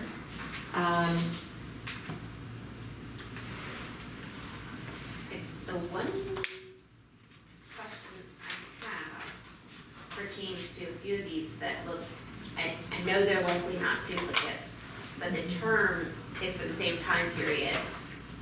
For example, school dude, Zonar, Zonar is for a very similar amount, so I was just wondering if you could clarify any of that. Sure. I brought Mark along. I did not prepare this document. Our Thank you staff for did, doing and that, Nikki and yeah. Rob worked very hard to help. Our descriptions and notes were very different because they had to do with making the purchases and when bills were paid and who's responsible and that sort of thing. So they helped clarify the descriptions to make it more understandable for me and all of you all as well. So School Dude is the program we use for ABM, our maintenance department, to issue trouble tickets through our school system for it.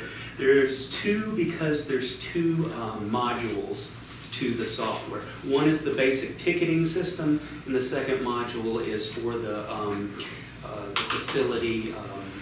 Like a Facilities use. Yes, I have one for it. Yes. Facilities use. Yes. What about? And Zonar is, the second Zonar is, they bought another module and did a complete upgrade. It happened as they were paying the bill, so they made the first payment. Then they had a credit back, and the new charge was the $59,000. So they did receive, I'm sorry, I may have those two reversed, but there was a credit, and they did buy another module to the Zonar system for the bus tracking. Okay, so one is a replacement of the other one? Yes. So it's not two, we It's- pay $115,000. It's not really two subscriptions. It's not two subscriptions, Okay. but since both of the charges was made during the year, we have to track those as active charges throughout the year. So they're both listed, and I can get you the exact details on each one of those if you'd like to know. Yeah, let's see, Envision is another one. Envision is a tool our facility uses. It's a cloud-based CAD modeling program, and they keep all the different maps, and they have the different layers of each school building, so they can have the AC, the electrical, we have wiring and stuff, and we basically use those for all construction and building and maintenance projects throughout the year. Because it looks like it's got the same thing, where there's 25,000 charge and an 18, so is that just different add-ons? Different modules to Or it. modules, okay. Yes. If I may go back to School Dude for just a second, we actually have three main modules that we use, and they're incorporated in that cost. One is Facility Direct, one is Maintenance Direct, and one is Utility Direct. Utility Direct is required of the, oh my goodness, it's not EPA, it's the It's the Energy Commission, the Federal Energy Commission or something. So we track kilowatts of every school, the usage of water, how many gallons, and we have someone monitoring that. And if the usage is really high one month, that triggers us to contact maintenance. Mr. Vizzi mentioned Dude Solutions earlier. That is School Dude. So that is the module that we're paying for. Maintenance Direct is the work order system, and then Facility Direct is our facilities use software. So all the contracts we have for folks to use our facilities, we manage that inside of Facility Direct. So all three of those modules are part of School Dude. Okay, so Just want to clarify that a little bit. cool. And can I make a suggestion on future reports? So just so that it doesn't look like we're being, that's obviously layperson, don't know anything about this stuff, maybe write down module 1, module 2, or what, maybe label them somehow, so that if someone else looks at this document, they're like, oh my gosh, they're paying twice for the same thing, you know? So, how do we, which software or which technology do we use to process our FOIA requests that come in? It is not listed on here. What does Jennifer use? I'm sorry, I don't know that. I'm going a blank on the thing. I will make a note to Do get they that to you. purchase that directly in the Human Resources Department? They may. Yes, it's not their list. Okay. But that would be considered an administrative piece of technology, I Correct. would imagine. Yes.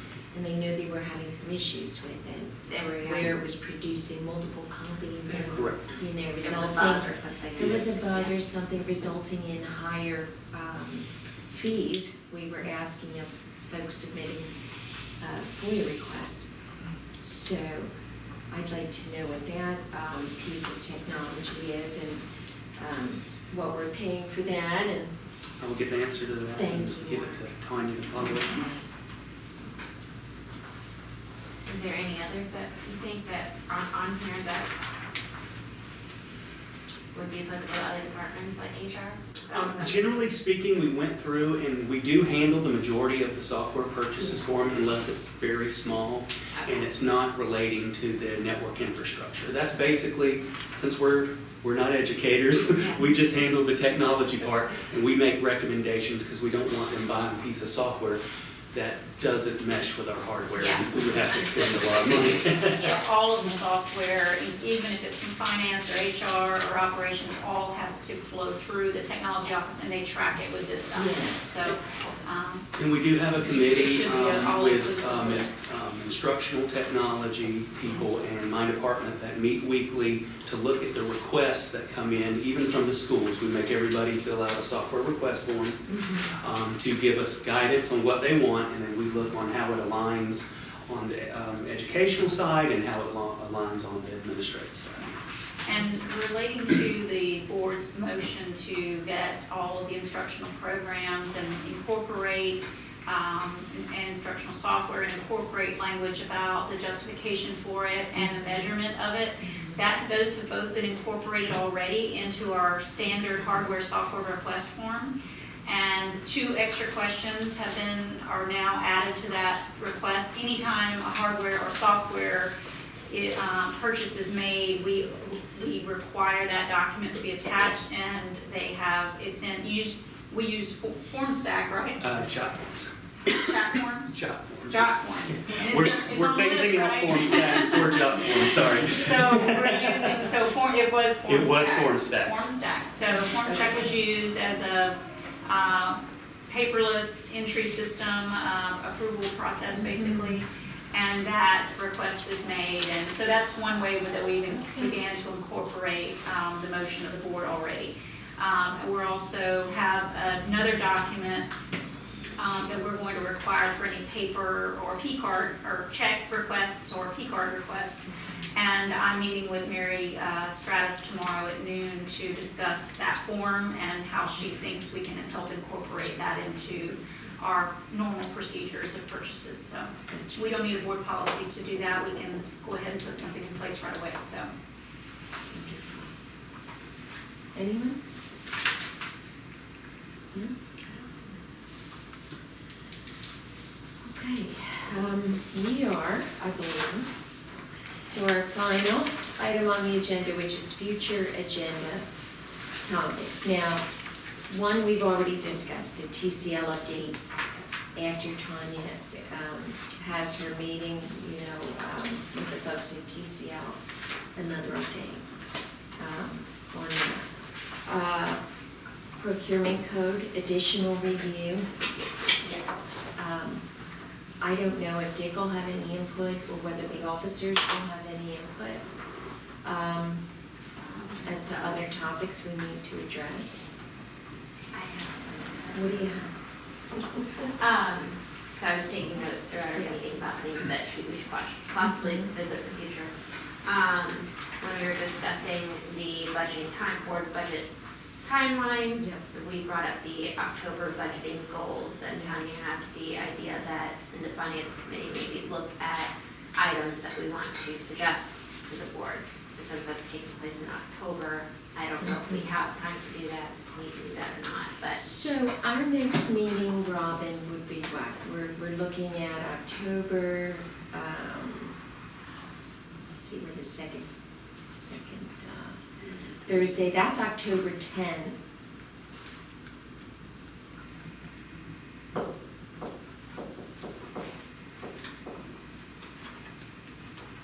Our next finance committee meeting is October 10th, and the board meeting is, One after that would be the 15th. so there would potentially be time to. And then you have a board work session, the 25th and the 26th. So when So is then it, but we don't have scheduled yet the budget workshop. I would think Correct. that it would have to take place prior to the budget workshop, whenever that is. Yeah, so Right. do you And think that so- we could put on our October 10th meeting to possibly discuss items that we want, or that we want to suggest to be, it would kick, Our priorities. it would kind of help to begin that discussion, I think, at that October meeting of what the full board wants for their budgeting goals, and it comes directly from the finance committee, so obviously we've already kind of talked about it beforehand. So it would hopefully reduce the time and discussion that takes place at the workshop regarding those goals, because we're providing them with some guidance. Okay, I'm gonna expand on that a little bit. I think it's a good idea. I think there's a place for every committee to put forward what they think the budgeting priorities should be. obviously From their academics is from gonna their weigh in, perspective, yeah. weigh in heavily. Probably not the legislative committee, operations certainly will. But our budgeting priorities have typically been based around our board goals. But you're saying narrow it down to a more specific presentation. Yeah, and you know, and to build on what you said, maybe instead of, or in addition to, at our next board meeting, when you make your report, potentially we advise the other committees that we're looking at doing this at our October 10th meeting, and they may want to also pursue that based on the timeline, so that everybody, each committee then is coming into that October budgeting session with their own list. Yeah, I mean, that would be great. I would say that might require direction from the officers, or the committees could take it upon themselves to do it. I just don't know how they'd know besides us. Yeah, they tell them that's what we're doing. Right, so Yeah. it's not our responsibility, but it's a wonderful suggestion. I'm sure Mel will pass it along. Everybody And, probably look at yeah. their own end of Right. Yeah. their influence to the budget. Mhm. So they can, whatever they think they can put input into, like I'm sure we'll be looking at the stuff that you said you couldn't touch, teachers and all that. This kind of stuff, where's the money going, front end load, or, you know, early childhood, where are we looking to put the money according to our goals? Right, our 5 goals. You've got Yeah. the educators, quality educators, you've got academic achievement. Yeah, right. You've got financial, efficiency, accountability, and you have policy.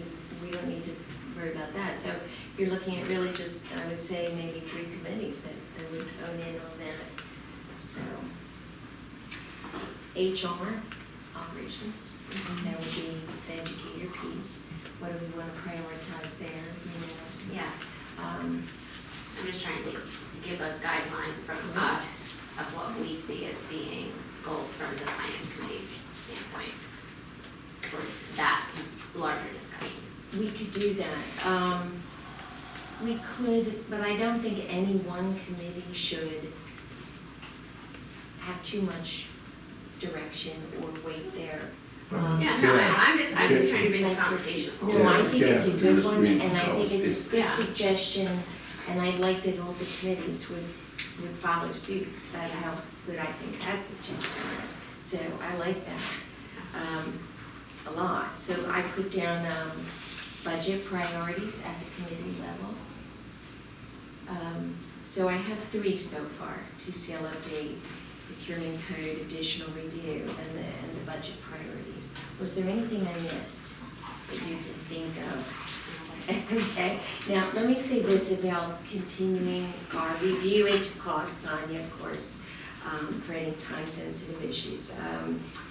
So I would say we should not pursue the investigation into program costs, because we don't know if we have a firm commitment from the academics committee to then, give them the handoff, this is how much program costs, and then have them vet it. I don't think they're there yet. We haven't No, made yeah, chief I instructional don't think we can Yeah, vet no, it, So like I I would said say before. pause on Oh, no, that, just for I a wasn't little while. discussing that No, one. I already talked to Tisha yesterday, and Yes. I paused on that. Excellent. I had some other ones from our conversation here. So, I wanted to ask and see about contract negotiations. So all of our contracts that we have that are open to negotiation processes. So that was kind of a question more than putting it on an agenda, but I wanted to look at who's in charge of contract negotiations, how often that occurs, and just maybe some historical data of, I know we have a lot of long-standing contracts. I don't know if they have maintained the same level of what they began at, and, it's probably a large conversation, but I'm just looking at, are we getting our most bang for our buck on our long-standing contracts? Well, since we're talking about procurement code next time, Reggie Murphy will be in attendance. Reggie is the perfect person to answer those questions. Okay, so I can Reggie hold that. is ferocious with vendors Okay. and actively scours every detail of our contracts, and he strikes through, omits, adds, and ferociously protects the interests of the district when it comes to, and nobody messes with Reggie when it comes to the contracts. So, he is very in tune with protecting the district's interests, and he can speak to that. He, doesn't hesitate to contact a vendor and say, we're not gonna do that, but let's see if we can come to an agreement on this. And, making sure, some of our contracts have CPI increases, consumer price index increases annually. He is the one making sure that the percentage is just the right one. And then monitoring the bills versus the contract requirements. So Reggie is a perfect person to include in that discussion, so it falls right in, we can just say I procurement. just wanted to ask. No, that's good. We can label the agenda item as procurement, and that will Yes. encompass any of the contracts as well. Very good. And one And more. you have things too, Tony, you're gonna. I actually So have a request. we may have to carve this up, we may have Yeah, to my carve stuff it. can be put on any agenda item for Gotcha. finance committee, it's just Well- stuff that I don't wanna forget about, because I've been Okay, writing it. no, go ahead, finish and Last then one. we'll go, Tony. With regard to that conversation about costs coming out of the board's budget for the P card audit potentially and the referendum costs, I wanted to look towards a future topic on coming up with an alternative plan for where we're going to find those funds. Because if there is the need, obviously, we think there is going to be a need for where are we going to make some changes, or if Tanya can look into or investigate where we could potentially, I just want to maybe have a plan B and have some things flagged for, okay, this is where we're going to go if we need it. I don't want us to be caught with our, Mhm. I'm not going to say that. No, I know where you're going.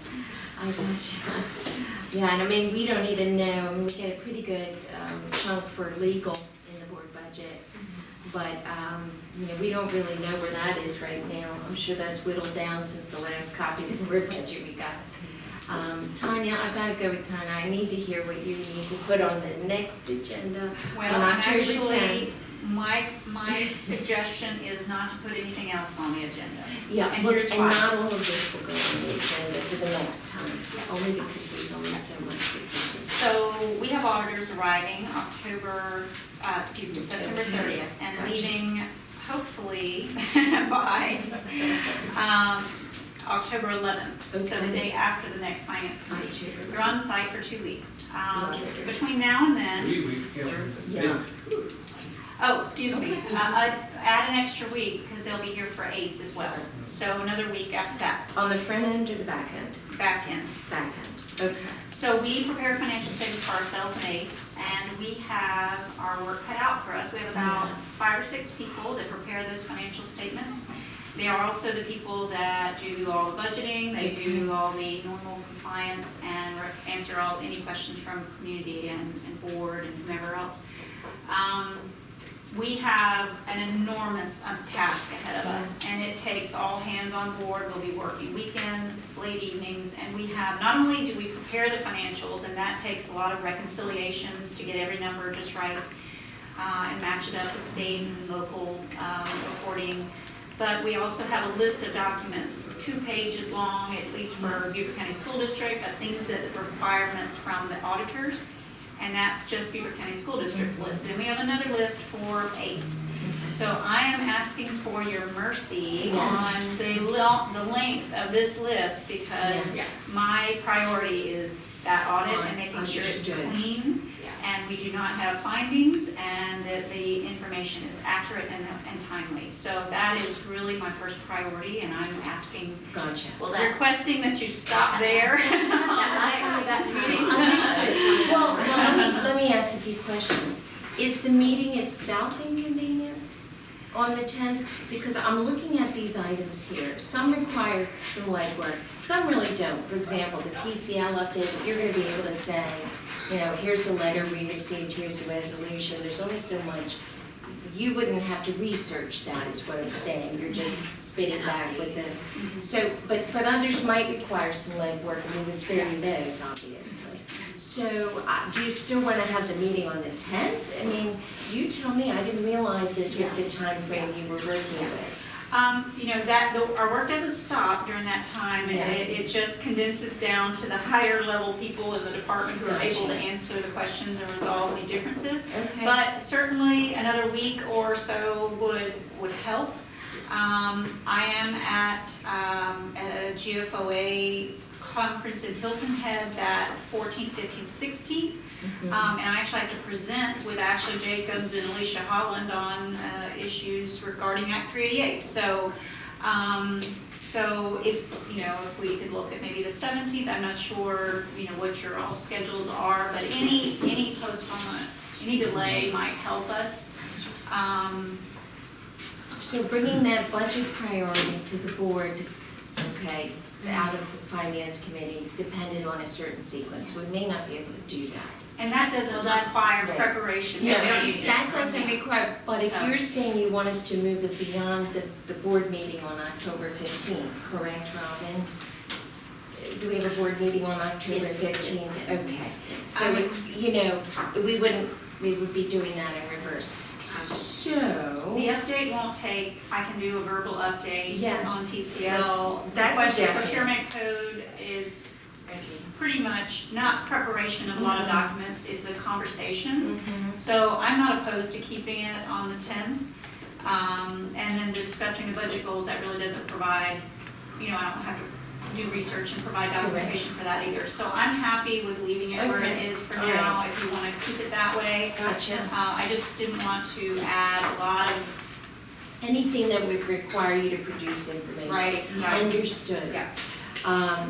So, does that make sense? And then some of the other topics we can move forward to a future meeting. So you have only one left, and that could be on the future meeting. Because right now you have TCL update, procurement code, which would be the contract negotiations, and budget priorities at committee level.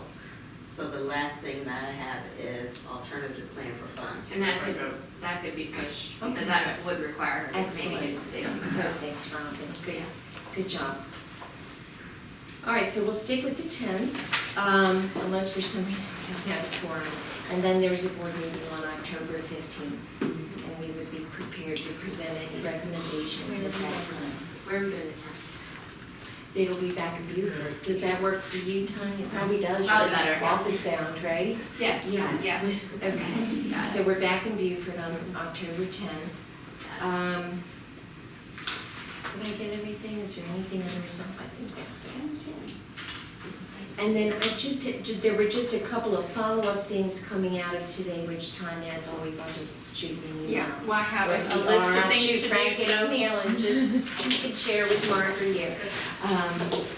There was the FOIA software that Jenny uses, and, Election costs. The excavation sonar and. yeah, just a couple of, the Yeah. tech questions were there. And Election was costs. any other follow-up items? And we'll- Election costs, document. Yes, and you already have it. Yeah. So yeah, you're just I've gonna got a send that list. electronically. All right, so I hope that works with your schedule. Thank you very much. So, Jay, before you close, just an Yes. observation, please. if you don't Yes, mind. sir. Speak. Having attended committee meetings of the new board, and having attended committee meetings from prior years, I think the optics seem to be moving in the right direction. I think today's discussion highlighted for me 3 points, that it is important for the committees to maybe collaborate a little bit more on the finances, because at the end of the day, everything is about finances. And I'm going to give you 2 examples. If the Human Resource Committee decides that we're going to put in resource officers in all the elementary schools and all of our buildings, that has a tremendous financial implication. If the Operations Committee decides that we're going to put chain link fencings around all our campuses for security, that's going to have financial implications. If the Academic Committee decides that we're going to expand early childhood education, that's going to impact implications. So I think it is important from my perspective that somehow there's going to be some design coordination on process of how we're moving the educational system forward to improve the quality of education, and whatever those topics may be, whether it's student safety, if it's facility safety, whatever they determine, but I think it is important to have cross conversations, Yeah, just an observation. good thoughts. All right, this meeting is adjourned.